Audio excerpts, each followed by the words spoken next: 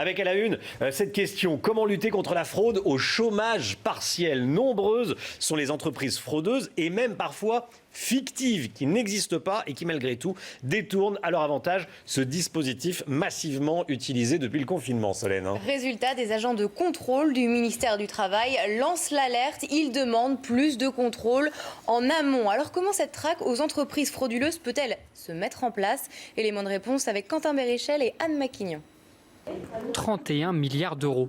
C'est ce que coûterait le chômage partiel à l'État en 2020. Une estimation conséquente, dont une part est détournée par des entreprises tricheuses ou fictives. Mais à partir du moment où vous produisez un numéro de SIRET associé à un compte bancaire qui est ouvert au nom de la société, et vous avez donc la preuve de l'existence d'une entreprise, sauf qu'en l'espèce c'est une escroquerie, puisqu'il n'y a pas d'activité réelle, que c'est uniquement pour détourner, c'est une fraude de détournement de fonds publics avec des allocations de chômage partiel qui ne sont pas dues puisque l'entreprise n'existe pas. Durant la crise sanitaire, les contrôles ont été effectués a posteriori, les entreprises ayant besoin d'aide rapidement. Début septembre, 45 000 contrôles avaient été effectués, 400 procédures pénales ont été engagées. Certains agents regrettent que le contrôle arrive trop tard. Pour eux, il faut instaurer plus de rigueur en amont. Il vaut mieux établir un contrôle a priori de façon à donner ce chômage partiel à ceux qui ne trichent pas.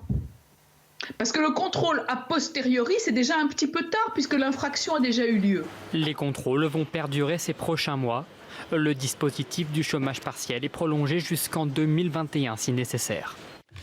Et on est en direct avec Nathalie Goulet, sénatrice UDI de l'Orne, qu'on vient de voir à l'écran. Bonjour Madame la sénatrice, vous êtes chargée par le Premier ministre d'une mission sur la fraude sociale. Vous prônez des contrôles a priori et non plus a posteriori. Ça veut dire qu'aujourd'hui, l'État verse de l'argent et vérifie après à qui il le verse. Voilà, exactement. C'est-à-dire que compte tenu du côté inédit de cette crise, le soutien évidemment à l'emploi et aux entreprises, c'est 31 milliards d'euros. Alors, lorsqu'on a voté le 3e projet de loi de finances rectificatif pour pouvoir continuer à aider les entreprises et soutenir l'activité, avec quelques collègues, nous avions déposé une série d'amendements pour des contrôles a priori. Le gouvernement, une partie de la droite s'y sont absolument opposés. Et donc aujourd'hui, on arrive à cette situation. Vous avez aimé la fraude au quota carbone, vous avez aimé la fraude fiscale, vous allez adorer la fraude au chômage partiel. 31 milliards d'euros budgétés. Ouais. On a une idée des sommes détournées sur ces 31 milliards d'euros? Non, parce que il y a eu des contrôles, mais encore une fois, comme je l'expliquais précédemment, le contrôle a posteriori ne donne rien. Vous avez une organisation de la fraude avec des entreprises éphémères, des kits bidons d'entreprises, vous allez avoir un RIB, vous n'avez même pas besoin d'avoir une déclaration sociale nominative avec le nom de vos salariés pour pouvoir toucher du chômage partiel. Donc vous comprenez bien qu'un fraudeur qui est satisfait est un fraudeur qui revient. Et quand on voit les failles du système ab initio, au départ, vous comprenez bien que ça attire le chaland et qu'évidemment, on va avoir une fraude massive. Alors, vous avez différents types de fraudes.